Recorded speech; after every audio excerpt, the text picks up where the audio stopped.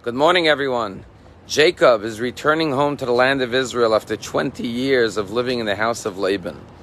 And he gets a report that his brother Esav is heading towards him with 400 soldiers out to kill him and his wives and his children.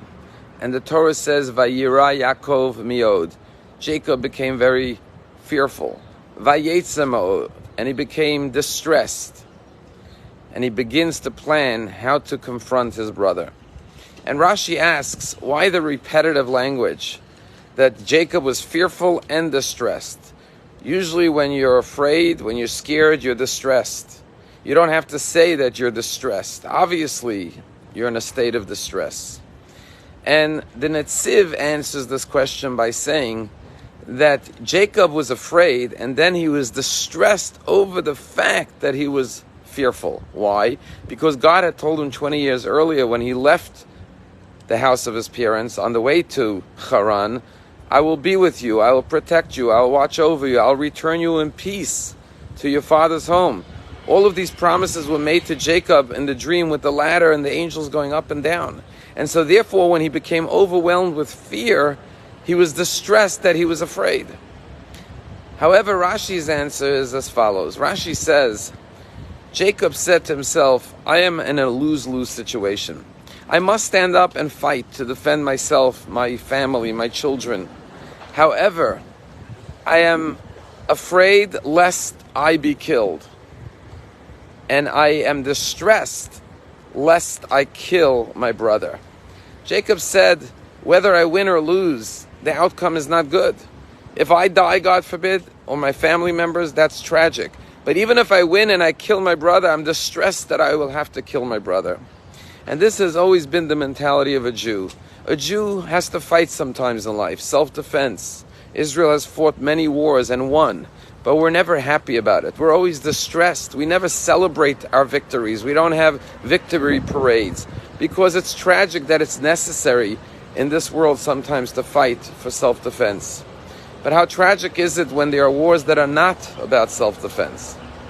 For example, the war that Russia invaded Ukraine 10 months ago in February.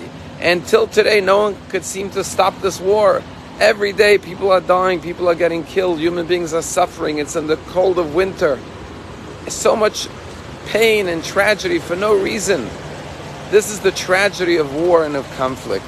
And what the Torah is teaching us is that there's no winners in war, but even in communal wars or familial battles and conflicts, or even with interpersonal relationships. Even when you win, you actually lose. And therefore you have to avoid conflict the way Jacob does, and ultimately makes peace with his brother, never having to go into battle in the first place by appeasing him with gifts and generosity. And Jacob teaches us, do whatever you can to avoid a conflict. Even if it means showing honor to the other person, even if it means bestowing lavish gifts upon them. The price of war is the heaviest price to ever pay.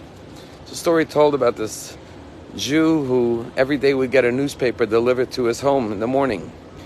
And one day he looks out his window and he sees his neighbor in his robe and slippers coming and taking his newspaper early in the morning.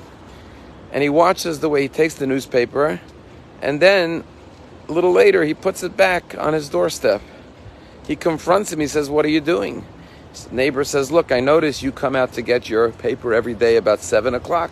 So I get here at 6:30. I take the paper, I read it, I put it back, fold it back up, put it in the plastic, and return it to you. The guy says, but you're stealing. It's my paper. He says, how am I harming you?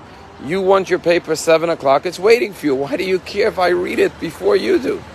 The man was very confused. He says, I don't know what you're talking about. This is my paper. You have no right to touch it.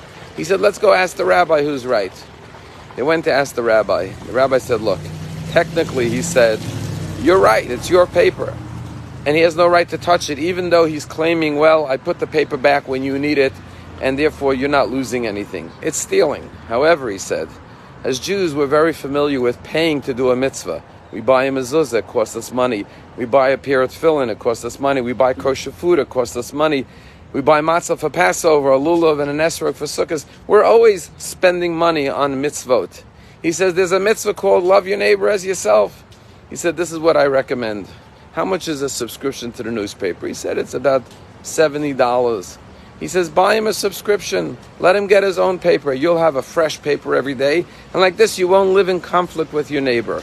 Well, obviously, the neighbor said, not necessary. I'll pay for my own subscription. And they lived in peace and harmony. He could have won the argument and insisted he was wrong and never speak to his neighbor.